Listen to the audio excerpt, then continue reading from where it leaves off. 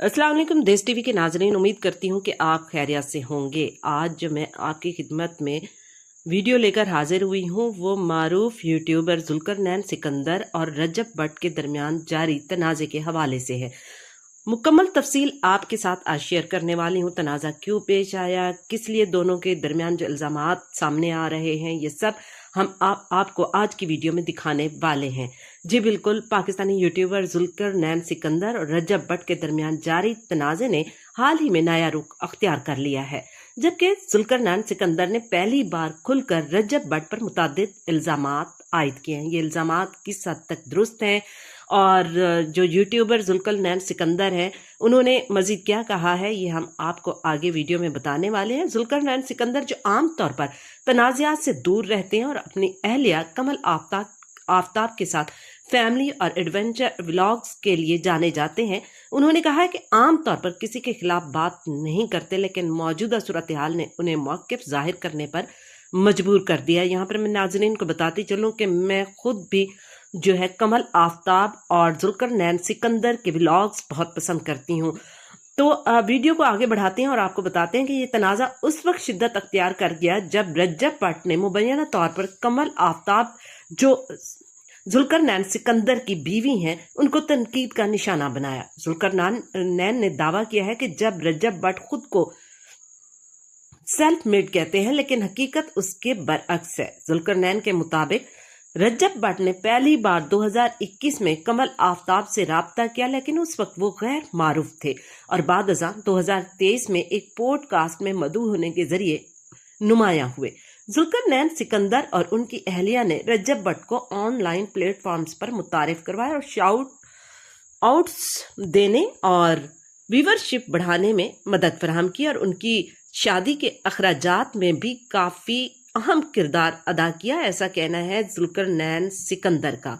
जुल्करनैन सिकंदर ने मजीद कहा कि मुख्तलिफ मौके पर माली मुआवनत भी फराहम की गई और उनकी मदद भी की गई। जुल्करनैन सिकंदर का कहना है कि इतना जो उनको फेम मिला है तो उनके पीछे काफ़ी हद तक उनकी बेगम कमल आफ्ताब और जुल्करनैन सिकंदर का हाथ है। उन्होंने उनको मुतारिफ करवाया, उन्होंने जो है व्लॉग्स बनाना सिखाया और उनको आगे लेकर चले और अब वो इस तरह की बातें करते हैं तो वो खामोश नहीं रहेंगे। उनके पास तमाम दावों के सबूत जो है वो मौजूद हैं, जिनमें पैगामात, ऑडियो क्लिप्स और सीसीटीवी फुटेजेस शामिल हैं। उन्होंने अपनी अहलिया का वॉइस नोट भी पेश किया है। नाजरीन, वीडियो को लाजमी मुकम्मल तौर पर देखिएगा, एंड तक देखिएगा, क्योंकि इसके एंड में हम वो तमाम सबूत जो जुल्करनैन सिकंदर ने पेश किए हैं वो सब आखिर में हम एक वीडियो की शक्ल में आपको दिखाने वाले हैं। तो आपसे रिक्वेस्ट है कि वीडियो को आखिर तक देखना है, वीडियो को लाइक करना है और पसंद आए तो अपने दोस्तों में भी लाजमी शेयर करना है, ताकि सच का पता चल सके, हकीकत का पता चल सके कि सच क्या है। इस तनाज़े ने सोशल मीडिया पर सारिफीन की तवज्जो खासी हासिल कर लिया, जहां लोग दोनों यूट्यूबर्स के मौक़िफ़ पर मुख्तलिफ आरा का इजहार कर रहे हैं। आपकी राय इस हवाले से क्या है, कमेंट्स लाजमी कीजिएगा और वीडियो पसंद आई हो तो उसको लाइक कीजिए। जिन्होंने अभी तक चैनल को सब्सक्राइब नहीं किया तो वो भी हमारे चैनल देश टीवी को सब्सक्राइब करें। सिर्फ और सिर्फ इस फितने के खिलाफ मेरी लड़ाई नहीं है जो कि इस वक्त मैं उसके साथ लड़ रहा हूँ, बल्कि ये पूरे पाकिस्तान की लड़ाई है, क्योंकि इस वक्त इसराइल का नंबर दूसरा हुआ हुआ है और इस बंदे का नंबर पहला हुआ हुआ है गालियां खाने में। अच्छा जी, पब्लिक सर्विस मैसेज में इसलिए कह रहा हूँ क्योंकि इस बंदे में जरा भी तमीज नहीं है कि ये किससे किस तरह बात कर रहा है, इसको औरतों के साथ किस तरह से मुखातिब होना चाहिए। ये औरतों को कहता है कि मैं आपको ठुड्डे मारूंगा, ये औरतों को कहता है कि अगर आपकी दम है तो आप मुझे रोक कर दिखाएं। ये अल्फाज बोलते हुए मेरा खुदा गवाह है कि मैं बहुत शर्मिंदा फील कर रहा हूँ, क्योंकि आज तक मेरे चैनल पर मैंने इस तरह के अल्फाज कभी भी इस्तेमाल नहीं किए, ना ही कभी किसी के इस तरह के अल्फाज मैंने रिपीट किए हैं। बट दिस टाइम ये बात मैं स्पेशली इसलिए अपने चैनल पर कर रहा हूँ और तुम सब लोगों को बता रहा हूँ, ताकि इस फितने के खिलाफ हम सब लोग मिलकर जिस तरह से काम कर रहे हैं इस तरह से अपने काम को जारी रखें जब तक ये फितना बंद ना हो जाए। ये कहते हैं ना कि मैं हूँ रजब फैमिली, ये रजब फैमिली नहीं है, ये फितना फैमिली है।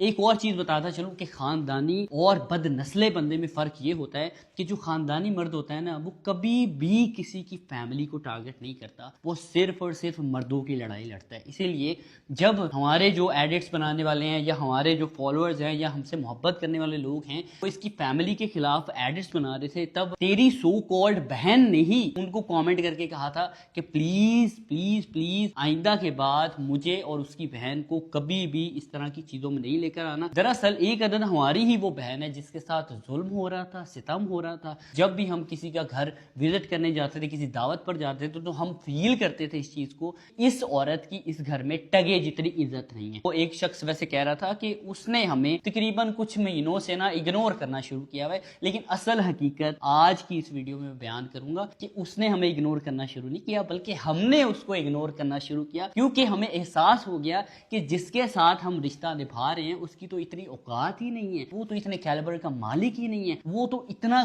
गंदा, इतना बदबख्त है कि जिन सब्सक्राइबर्स को वो अपनी फैमिली बोलता है, वो पैसों के लिए उनके इमोशंस को, उनको किसी भी तरह से बेच सकता है। फिर मैंने सोचा कि इससे ना मुझे किनारा कशी कर लेनी चाहिए, क्योंकि ये फितना है। अब मैं इसको फितना क्यों बोल रहा हूँ, क्योंकि कभी ये मजहब की तौहीन करता है, कभी ये शिया सुन्नी इख्तलाफ पैदा करता है, कभी ये किसी की लड़ाई करवाता है। तुम लोग यकीन मानो, तुम लोग मेरी इस बात के साथ ना 100% मुत्तफिक होगे कि जब से ये बंदा सोशल मीडिया पर आया तब से बिल्कुल सुकून नहीं है। यार क्या सारे के सारे कंटेंट क्रिएटर ही बुरे हैं, सिर्फ और सिर्फ ये शख्स ही अच्छा है? ऐसा बिल्कुल नहीं है, बल्कि ये शख्स ही सिर्फ एक ऐसा फितना है जो जिसके साथ बैठता है उसी को काटता है। ये जहां पर खाता है वहां पर ही मूत देता है। वंस अगेन क्लियर करता चलूं कि फितना फैमिली, मैं इसके चैनल को और इसको कह रहा हूं, ठीक है, और मैं किसी ऑडियंस को मुखातिब नहीं कर रहा फितना कहकर, क्योंकि उनका बेचारों का कोई कसूर नहीं है। वो 15-15, 16-16, 12-12 साल के बच्चे हैं जिनको अभी शऊर नहीं है कि उनको ये पहचान हो सके कि गलत कौन है और सही कौन है। ये सिर्फ और सिर्फ अपनी बदमाशियों का कल्चर दिखाकर और अपने घर की खवातीन को इंसल्ट करके बताना और सिखाना उन बच्चों को ये चाह रहा है कि मर्द असल में इस तरह का होता है, लेकिन मर्द असल में इस तरह का नहीं होता।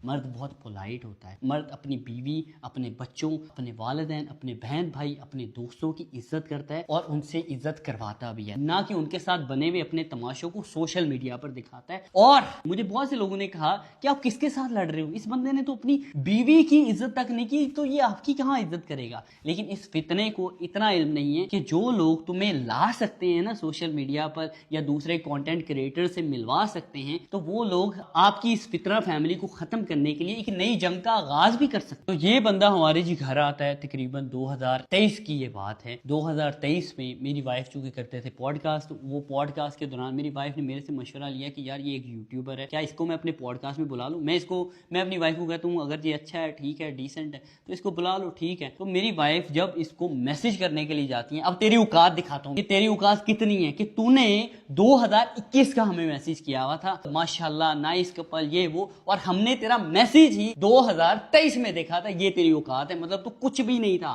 तू कुछ भी नहीं था, तू ना सिफर था, सिफर, ठीक है। फिर उसके बाद ये शख्स जब मेरी वाइफ इसको मैसेज करती है, इसको मेरी वाइफ बोलती है कि आप कल क्या हमारे पॉडकास्ट पर आ सकते हो। ये शख्स आ जाता है और साथ में हमारी माँ जी भी आती हैं। फिर उसके बाद इनका पॉडकास्ट होता है। पॉडकास्ट रिकॉर्ड करने के बाद माँ जी और भट्टी साहब हमें कहते हैं कि हम ईदल को बहुत देखते हैं, ईदल से बहुत मोहब्बत करते हैं, उसको तो हम स्क्रीन में ही पपियां जपियां कर रहे होते हैं, उससे मगर मिलवा देना तो क्या ही बात हो जाएगी। अब हम अपना पॉडकास्ट ना अपने अपार्टमेंट पर करते थे, घर में नहीं हम करते थे। तो ईदल घर पर थी, तो हमने कहा ईदल तो घर पर है तो आप फिर